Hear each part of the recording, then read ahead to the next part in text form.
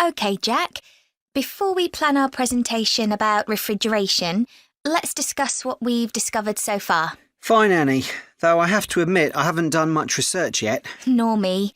But I found an interesting article about ice houses.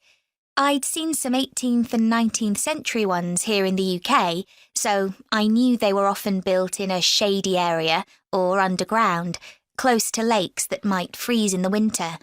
Then blocks of ice could be cut and stored in the ice house. But I didn't realise that insulating the blocks with straw or sawdust meant they didn't melt for months.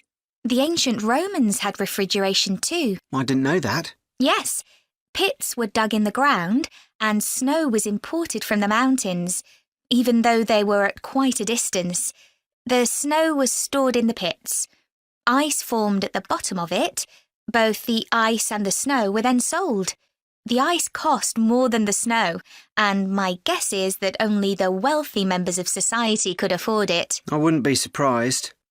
I also came across an article about modern domestic fridges. Several different technologies are used, but they were too complex for me to understand. You have to wonder what happens when people get rid of old ones. You mean because the gases in them are harmful for the environment? Exactly. At least there are now plenty of organisations that will recycle most of the components safely. But of course, some people just dump old fridges in the countryside. It's hard to see how they can be stopped, unfortunately.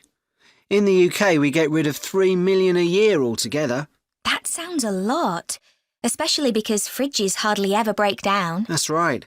In this country, we keep domestic fridges for 11 years on average, and a lot lasts for 20 or more. So if you divide the cost by the number of years you can use a fridge, they're not expensive, compared with some household appliances. True. I suppose manufacturers encourage people to spend more by making them different colours and designs. I'm sure when my parents bought their first fridge, they had hardly any choice. Yes, there's been quite a change.